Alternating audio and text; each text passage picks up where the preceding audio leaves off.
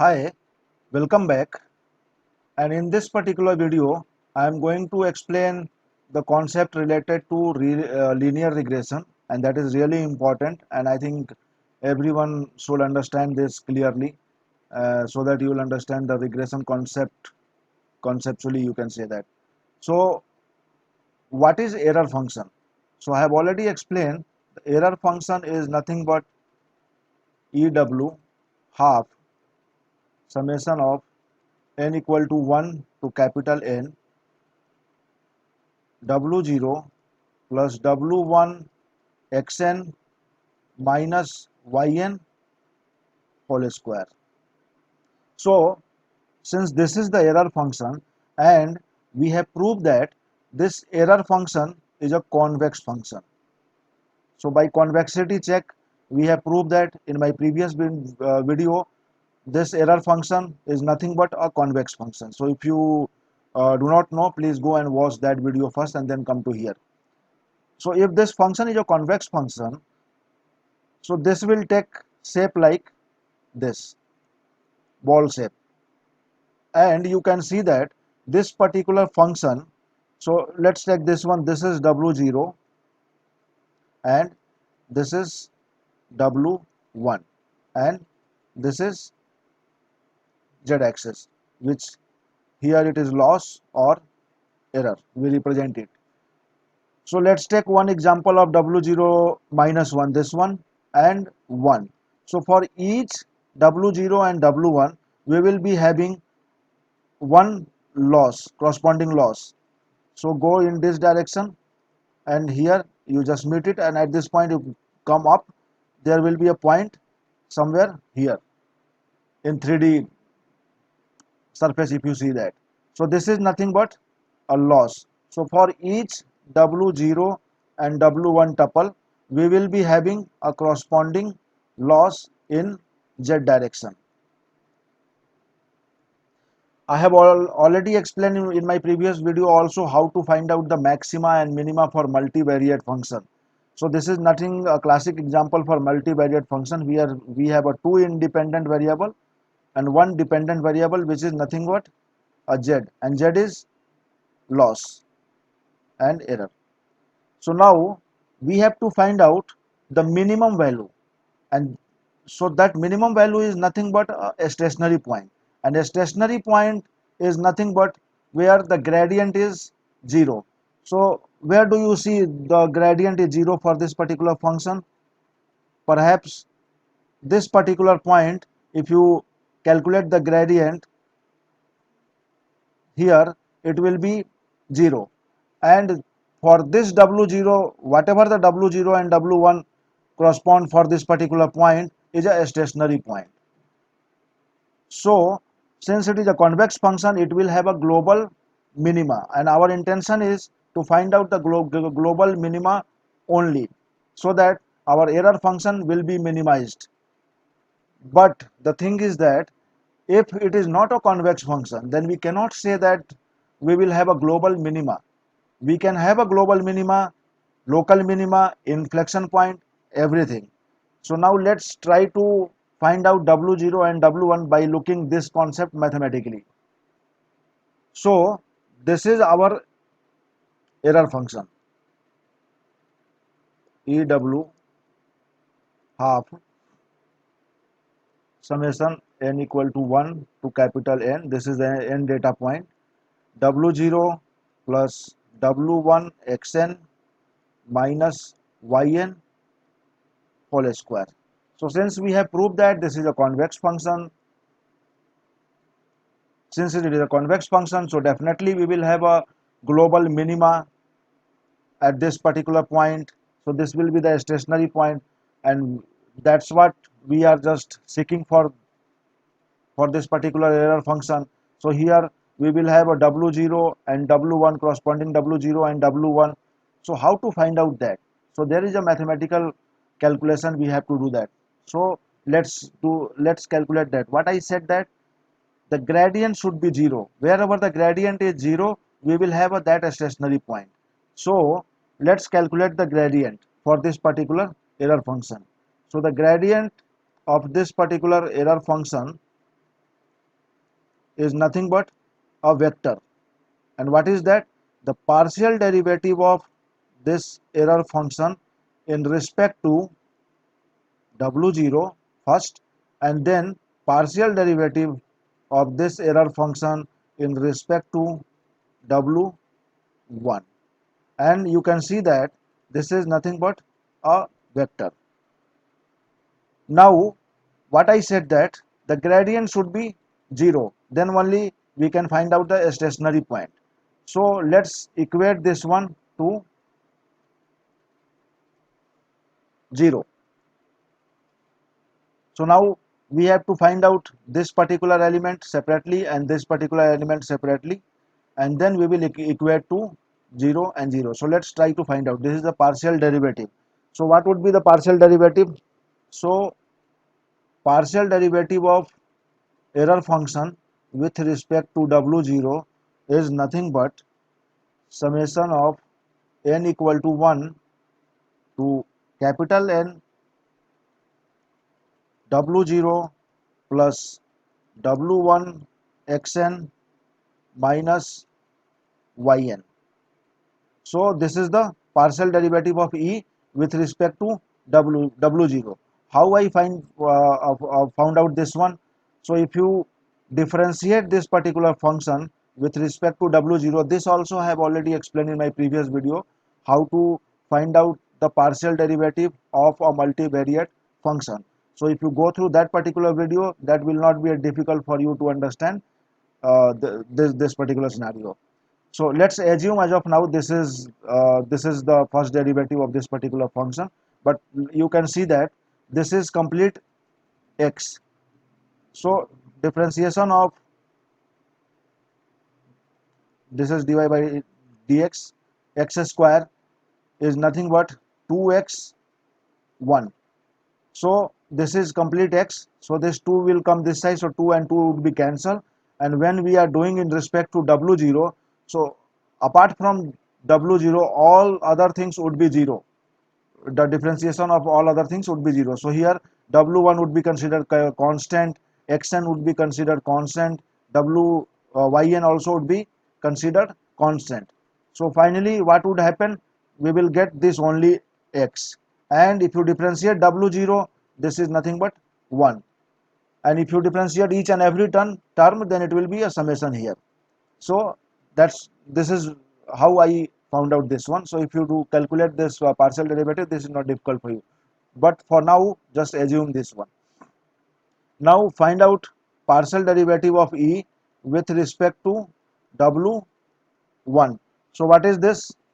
Summation of n equal to 1 to n W0 plus W1 xn minus yn and multiply by xn. So if you can see here, I am doing partial derivative with respect to w1 now. So apart from w1, everything would be constant. So this term would be constant, this term would be constant, and one term would be x power n. So x power n will be this one. And after that we have to do differentiation for this particular term, because we are doing in respect to w1. So xn will come outside, and w1 differentiation is nothing but 1. So that's why here we have xn. But in this case here with w0 we do not have anything. That's why it came here 1. So I hope you understood this, why how I have done it. But let's assume now, let's proceed that. Our intention is not to find the partial derivative and teach here partial derivative. We can assume here it.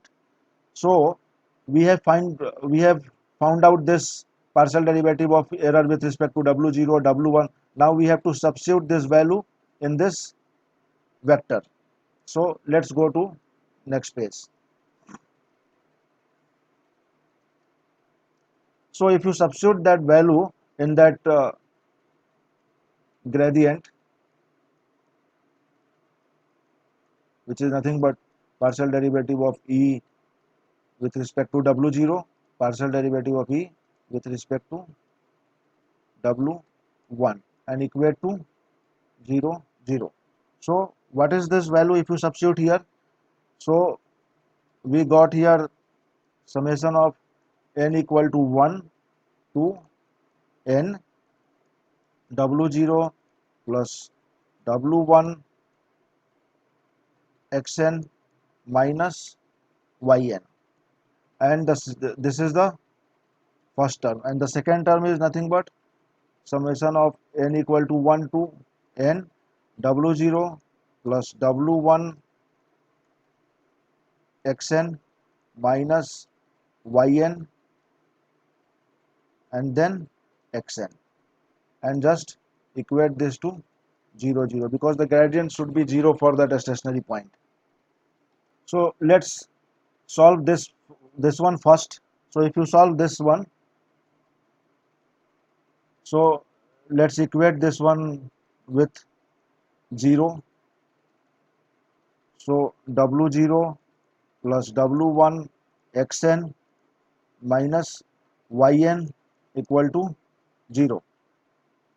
So now summation of n equal to 1 to n w0, just bracket this one, summation of n equal to 1 to n w1 xn, and then minus summation of n equal to 1 to n minus yn equal to 0.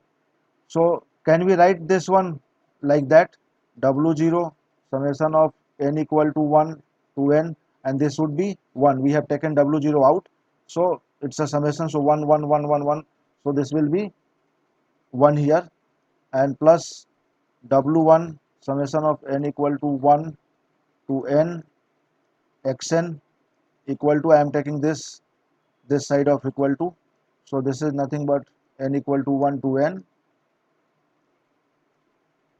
yn. This is not minus here, minus is here. So this is our first equation. Now let's, and similarly if you solve this one, so you will be getting a second equation also. So let's solve this also.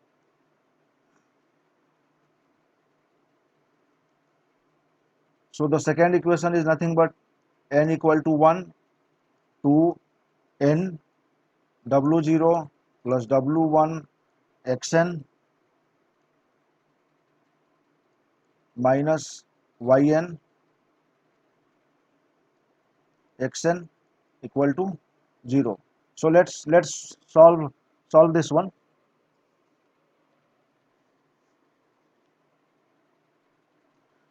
So if you solve it, so this will be w0 summation of n equal to 1 to n xn plus w1 summation of n equal to 1 to n xn whole square minus summation of n equal to 1 to n xn yn equal to 0. So this is nothing but w0 summation of n equal to 1 to n xn, I have taken w0 out, and then here w1 summation of n equal to 1 to n xn whole square, and then I am taking this term this side of equation, so this minus will become plus. So n equal to 1 to n xn yn, and this is nothing but a second equation. So now we have found out first equation and second equation. So once we have a two equations, so by applying the simultaneous equation, we can solve this particular two equation and we can find out the w0 and w1. So now we will go with the matrix operation to solve this simultaneous equation. We will follow the matrix operation, and that can be easy for us. So can we write these two equations, the first equation and second equation which we have found out, in this manner, in matrix format? This also I have already explained in my previous video. So this is n, here it will be xn, then summation is n equal to 1 to n xn, and then summation n equal to 1 to n xn whole square, and corresponding to this there will be w0 and w1.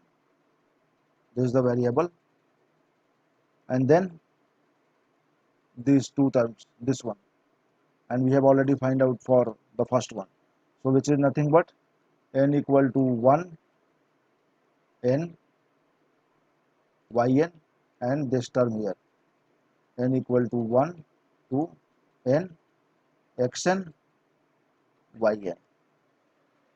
So can we write this function, this matrix A, this is W and this is B.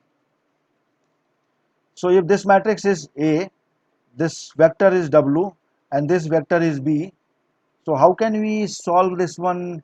This also have explained it, but let me tell you. So if you multiply A inverse both side and this side also, so we will get this one.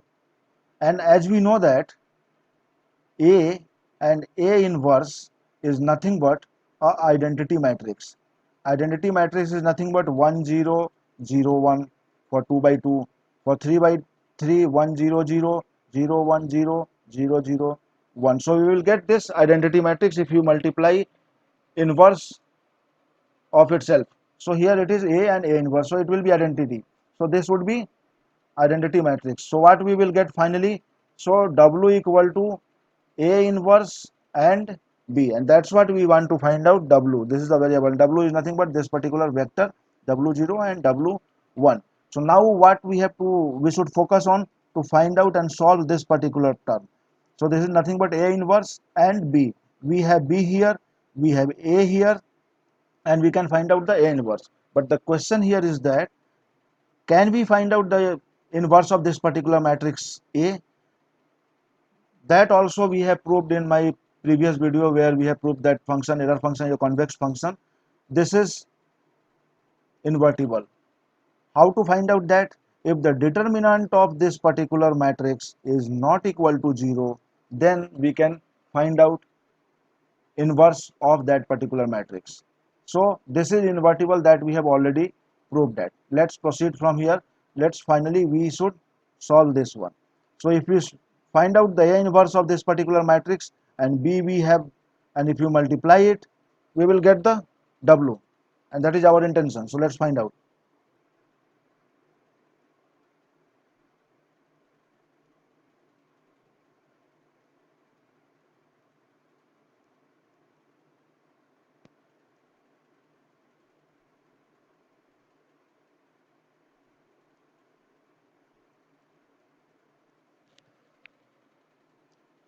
So this is what we have to solve it, and this is A, this is B, and we have to, so we will get this W0 after solving this one W0 and this one W1. That is what our intention is to find out, and that will be the stationary point.